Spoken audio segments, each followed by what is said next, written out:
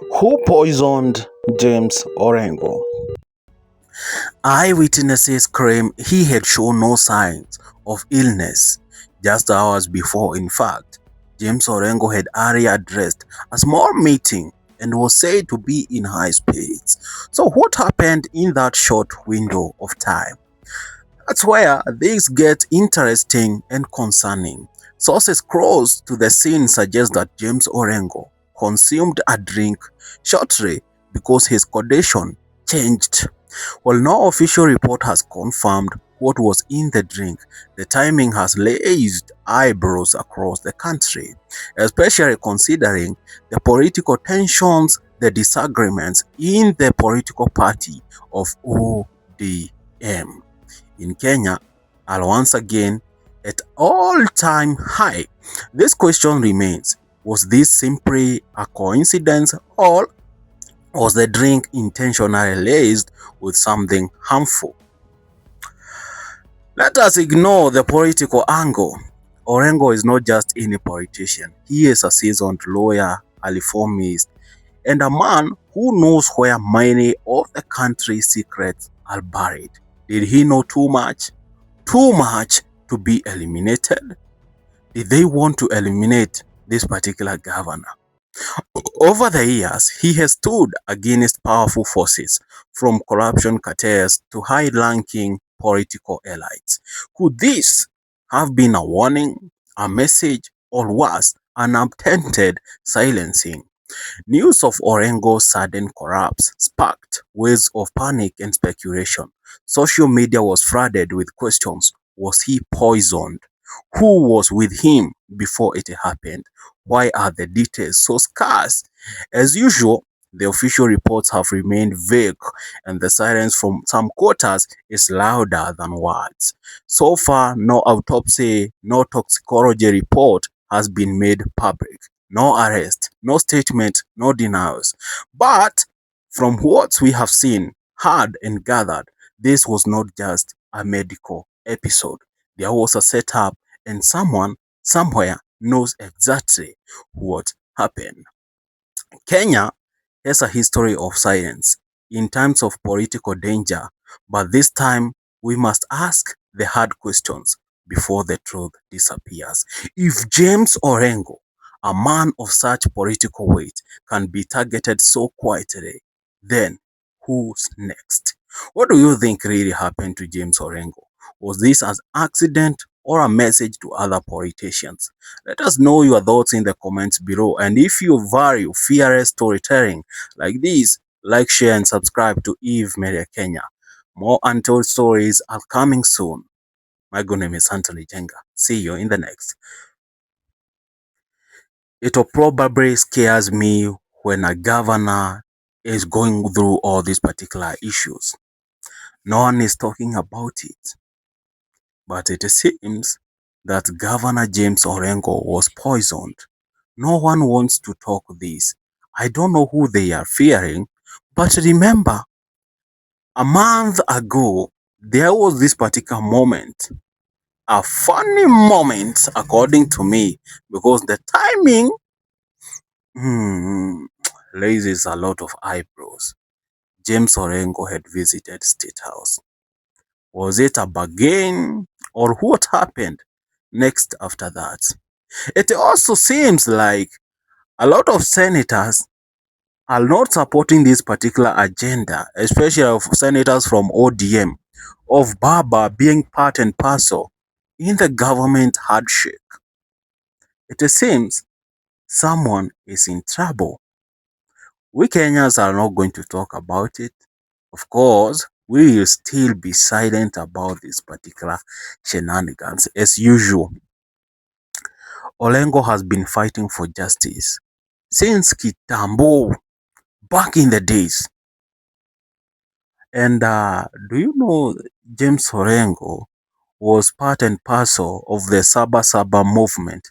People who went into the street to fight bad governance during Moi's time.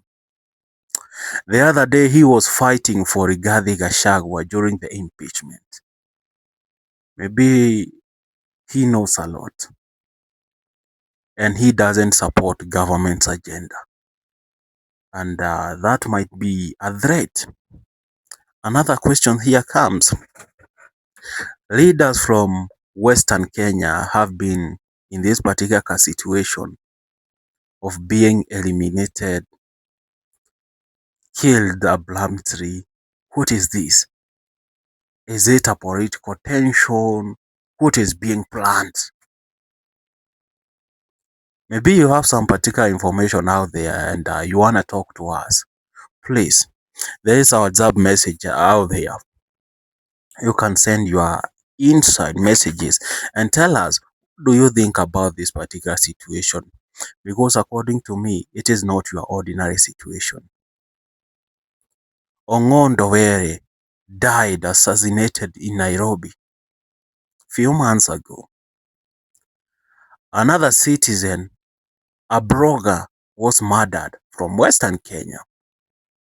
And right now, James Orengo's is sick, but not sick. Probably he was drugged. His drink was spiked.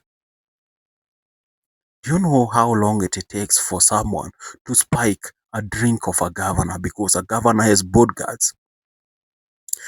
A governor is one particular person who has been given 500 police officers officially or guards to learn his errands in and out of the county. So can you imagine person who can be able to spike a drink of a governor, whole governor? How many barriers, boundaries could he have surpassed to reach at that particular point? If that is true, it means it might be someone so close to him who is doing all this. But you see, we keep on saying that serikali ina siri nyingi sana. The government is so secretive. People will keep on speculating, talking about this is happening, a lot of things. But at the end of the day, you see, you cannot try to hide the truth from the people for a long time. So a whistleblower came out the other day and said James Orengo has been poisoned. He wrote a lot of posts about it, shared it to the bloggers, and it is out there. Mind you, if you can be able to take your phone and scroll down on YouTube, Facebook, and just ask this particular question: who poisoned James Orengo? You are going to find thousands of posts talking about this. People are not speculating about it. People have a clue about it. Do you remember this particular Swahili sayings that ukiona mahali kuna moshi, jua hapo kuna moto? It truly describes this particular moment. Hapa kuna moshi, so kuna moto. Na ukisikia lisemwaro, jua lipo, na kama halipo, limo jiani laja. Because I know some particular bloggers who cannot come out and start saying this. In fact, this is what Maverick Kaoko said. Let me read for you. So, according to Maverick Kaoko says, my lord, Agre Bob Orengo was poisoned in that particular biggest house in Kenya, his house. So, you see that June meeting of Sijui Siaya leadership, it was the trap. Charles Owino, who has been ongoing around praising extrajudicial murders, is broad-cheered candidate for Siaya 2027. Oburu son Jaoko for senator. Mjue, Oburu and Orengo have not been seeing eye to eye for a while. Lasanga was Oburu's puppet, but Orengo refused to play the ball. On county tenders, forget even yeye kupinga Broad Ng'oni.